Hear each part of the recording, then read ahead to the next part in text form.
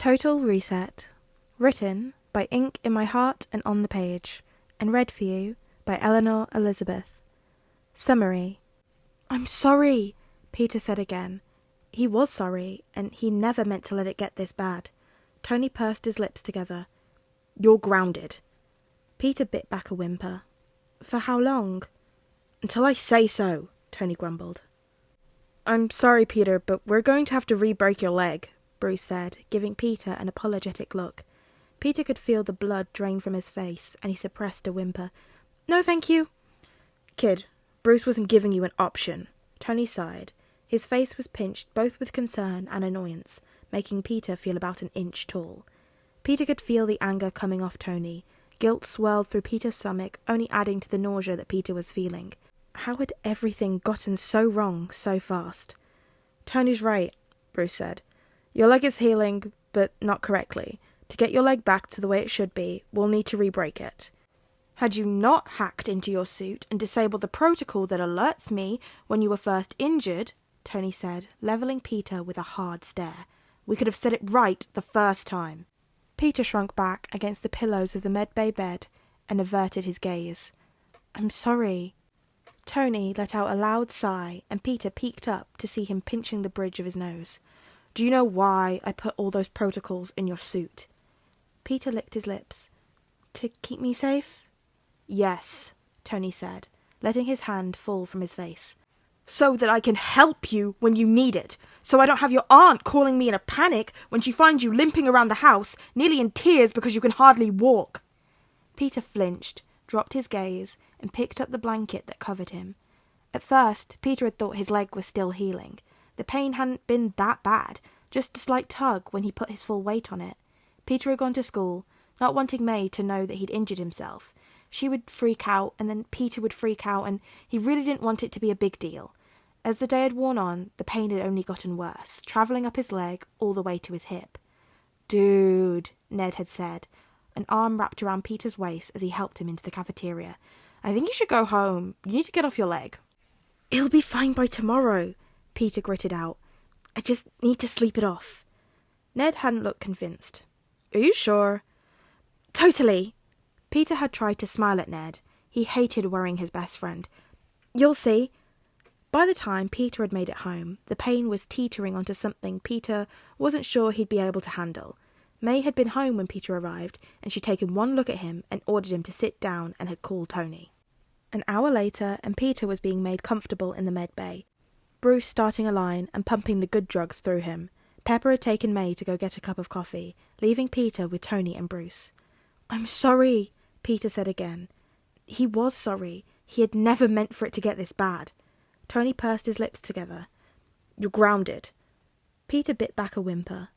"For how long?" "Until I say so," Tony grumbled. "Okay," Peter whispered. He totally deserved it. He had been stupid in disabling the protocol, but he had just wanted to prove that he could be Spider-Man, that he didn't need to be watched constantly. All that he'd end up doing was proving that Tony was right. Tony's expression softened, and he lightly ran his fingers through Peter's curls. "I love you, kid. I just want you to be safe."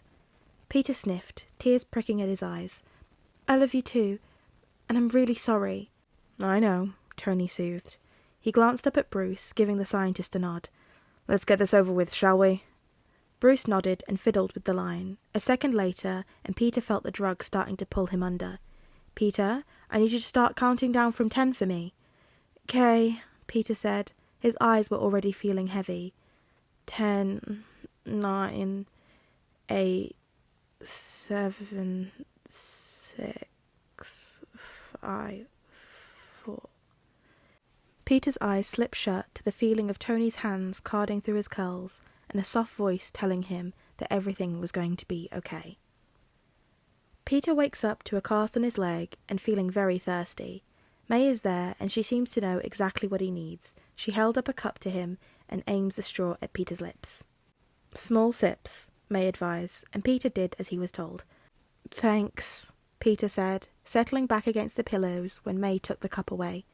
"How are you feeling?" May asked, her eyes drifting over his face. "I feel numb." Peter avoided his aunt's gaze and picked at the blanket that covered him. "I'm sorry." I know, May said. She perched on the end of his bed and gently ran her hand through his curls. I'm hoping that you've learned a very valuable lesson through all of this. Peter nodded, leaning into May's warmth. I have. I love you, May said. And you being Spider-Man scares me so much. It scares Tony too, so please, hun, stop messing with the protocols he put in the suit. I know you think you can do this all on your own, but you don't have to. We're here for you. Let us be. Peter swallowed around the lump in his throat. I won't touch them, I promise. May gave him an amused look.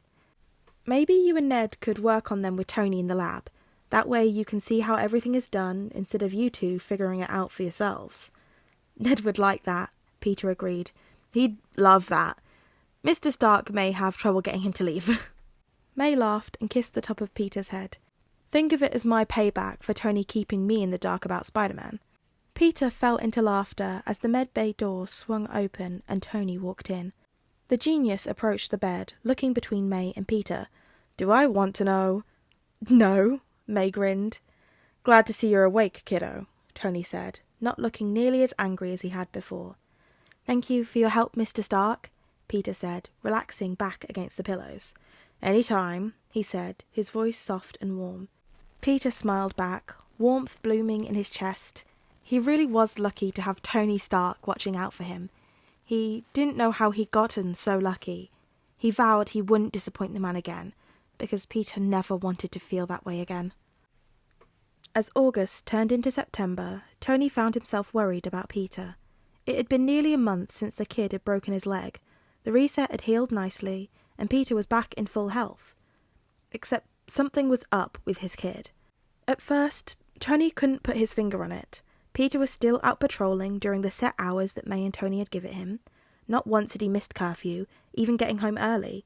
Peter hadn't missed a day of school, turning in all of his homework on time and acing all of his tests. Peter had come to the lab, his usual internship, on the days they set out.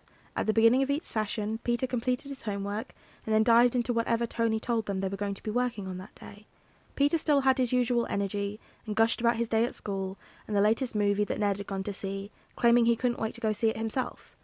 Wait, Tony looked up from the hologram that he'd been looking at as he listened to Peter speak. You didn't go to the movie with Ned?